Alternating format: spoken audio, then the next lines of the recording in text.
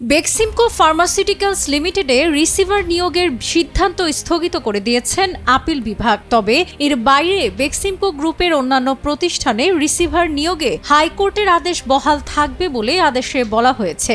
একই সঙ্গে রিসিভার নিয়োগ নিয়ে জারি করা রুল 2 সপ্তাহের মধ্যে নিষ্পত্তি করতে হাইকোর্টের বিচারপতি ফারাহ মাহবুবের নেতৃত্বাধীন ডিভিশন বেঞ্চকে নির্দেশ দিয়েছেন আদালত।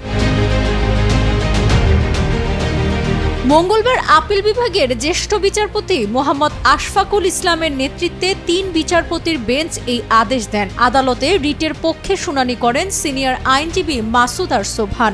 বেক্সিমকোর পক্ষে শুনানি করেন সিনিয়র আইনজীবী ফিদা এম কামাল ও ব্যারিস্টার মোস্তাফিজুর রহমান খান।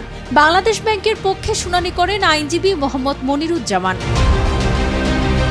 গত 25 বছরে বেক্সিমকো ফার্মাসিউটিক্যালস লিমিটেড সহ সংশ্লিষ্ট গ্রুপের অন্য সব ব্যবসার ঋণের বিষয়ে তথ্য সরবরাহ করা সহ কয়েকটি বিষয় নিয়ে সুপ্রিম কোর্টের সিনিয়র আইনজীবী মাসুদ আর সোবহান আবেদনকারী হয়ে 4 সেপ্টেম্বর রিট করেন। সে রিটের প্রাথমিক শুনানি নিয়ে বিচারপতি এ.কে.এম. আসাদুজ্জামান ও বিচারপতি মুহাম্মদ মাহবুবুল ইসলামের সমন্বয়ে গঠিত হাইকোর্ট বেঞ্চ রুল সহ আদেশ দেন।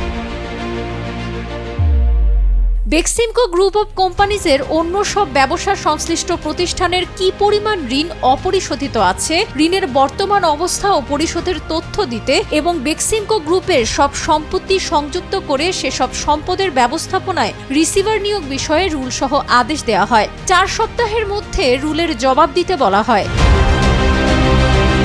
গত 5 সেপ্টেম্বর বেক্সিমকো গ্রুপের সব সম্পত্তি সংযুক্ত করে তা ব্যবস্থাপনায় 6 মাসের জন্য একজন রিসিভার নিয়োগ দিতে হাইকোর্টের নির্দেশ অনুযায়ী বেক্সিমকো গ্রুপের রিসিভার নিয়োগ দিয়েছে বাংলাদেশ ব্যাংক। কেন্দ্রীয় ব্যাংকের নির্বাহী পরিচালক মোহাম্মদ রুহুল আমিনকে রিসিভার পদে নিয়োগ দেওয়া হয়েছে। সাবেক প্রধানমন্ত্রী শেখ হাসিনার বেসরকারি শিল্প ও বিনিয়োগ বিষয়ক উপদেষ্টা সালমান এফ রহমান বেক্সিমকো গ্রুপের ভাইস চেয়ারম্যান। ছাত্র জনতার অভ্যুত্থানে আওয়ামী লীগ সরকারের পতনের পর তিনি এখন কারাবন্দী। পোশাক রপ্তানি ও ওষুধ উৎপাদনে শীর্ষ প্রতিষ্ঠানগুলোর একটি বেক্সিমকো। সাবরিনা কাজী, কালের কণ্ঠ।